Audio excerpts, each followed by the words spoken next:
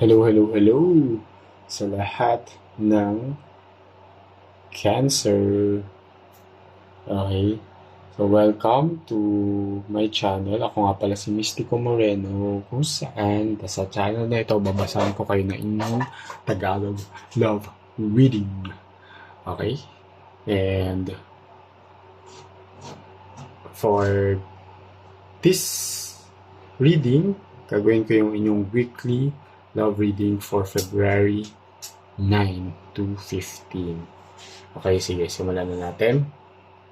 So, na-pre-shuffle ko naman na to, pero shuffle ko lang ulit.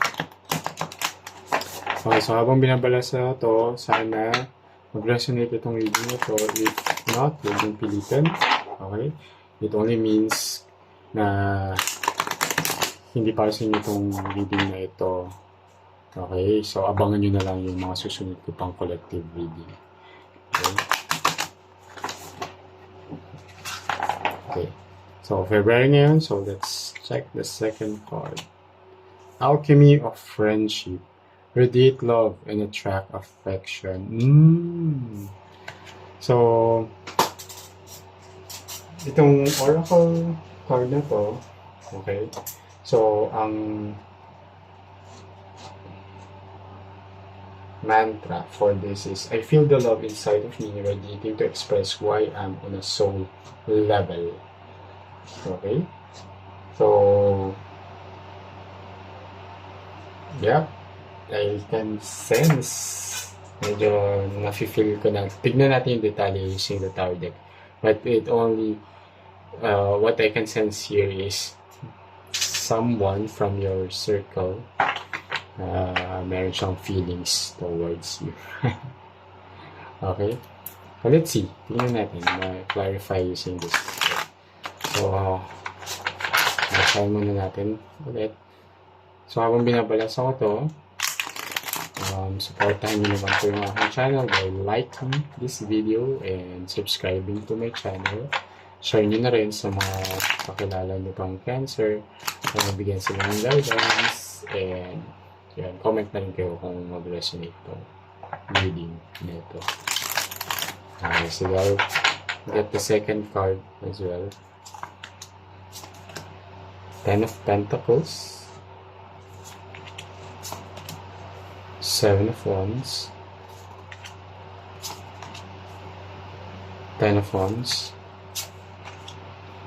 Seven of Swords, Three of Wands, Four of Wands, Knight of Pentacles,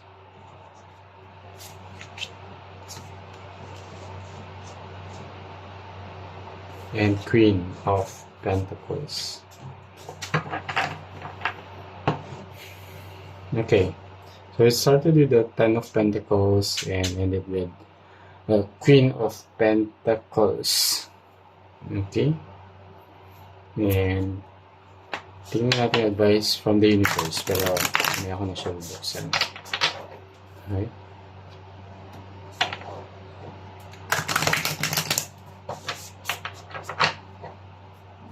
Second card. Okay, so Ten of Pentacles is a card of stability and settling down. Okay. And Seven of Wands is overcoming some challenges. The Ten of Wands is a card of burden. So what I can see here is someone wants to settle down with you. Okay. So, kung i-relate natin siya dun sa Alchemy of Friendship, meron sa inyo talaga na nasa circle ninyo or kaibigan ninyo na gusto na niya express yung nararamdaman niya sa inyo, lalo na this Valentine's week, na I can sense na iti-take niya tong opportunity na to, itong week na to express yung gusto niya express sa inyo. Kasi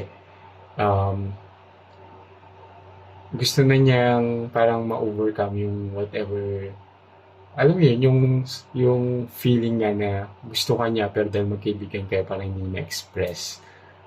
But gagawa na siya ng way or ng paraan to do it kasi it's taking a toll on this person. Okay? And yeah, however, there's the Seven of Swords kasi, mm, medyo tapos na nakonekta pa siya with the Three of Wands. Well, Three of Wands is a card of romance and someone will, yun nga, dahil parang hindi niya ma-express yung gusto niya express kasi nasa platonic level kayo pero gusto niya na ng something romantic as shown here by the Three of Wands. Meron siyang parang itatry na mga tactics or try to manipulate a situation to be able to, alam mo yun, parang mag-work sa favor niya yung situation or para maka-navigate nga siya kung paano niya aaminin sa'yo. So, may mga tactics siyang gagawin and uh, para mag ma-express nga niya yung kagustuhan niya or yung, I wouldn't say love na agad pero yung attraction and feelings niya towards you. Okay, na from platonic, this person wants it to level up to something romantic. And Four of Wands is a card of, alam mo yun, tignan mo, nandito na nga. Di ba? Aamin na siya. Butuloy ako. Sobrang kilig. Aamin na siya sa inyo and na-express na niya yung nararamdaman niya. Okay, and now, Four of Wands is also card of celebration and reunion, di ba? In a sense na, yun nga, yung may kaganapan na would make both of you happy. Saka punong-puno ng kilig talaga yung magaganap. And si Knight of Pentacles, lumabas siya. Alright? Which is a card of effort and commitment. Okay? And yun nga, parang gagawa na niya talaga ng action yung gusto niyang express sa'yo. So, magpapakita siya ng effort on this matter. So, pwedeng may mga surprises siya, magbibigay siya ng gift, or i-ask ka niya for dinner, tapos lahat yun prepared na kala mo parang parang biglaan pero hindi, parang pinag-isipan na niya ito ng matagal. Okay, kaya go go go. Kapag niyaya ka niya makipag-date, sumama ka na. Huwag ka nang, ano to, ganun, di ba? Alam kong kinikilig ka rin kapag nangyari to. Kikiligin ka rin kapag nangyari to. So, si Queen of Pentacles, okay, is a card of prosperity and comfort. And it's a nurturing energy. This kind of love is, since lalo na kung magsimula kayo as friends, kilala niyo na isa't isa. So, alam niyo yung bagay na magpapasaya sa inyo. Saka talagang dahil nagsimula nga kayo as friends, then itong person na ito nag-develop siya sa iyo and wants to move forward. Alam mo yun, this person really show care. Diba? Diba, for a friend, kung nagkikare na siya sa iyo as a friend, what more na ngayon na develop siya into something romantic. So, mas lalong aalagaan ka niya. Okay? So, let's see the advice from the universe. Di ba? Persistence. Di ba? Talagang mag-effort siya para, ayun, mag-level up yung relationship niyo from friendship or from platonic to something romantic. Okay? So, napakasaya ng reading na to. Nakakakilig, lalo na Valentine's Week, di ba? So, abang-abang sa mga sorpresang paparating, lalo na pag papalapit na yung Valentine's Day. So, this person, pwede hindi niya explicitly sabihin na, uy, gusto kita, pero yung actions niya na ipapakita na parang, uy, tara, um, load tayo ng sine, or kain tayo sa labas, or ganyan. Pero, alam mo yun,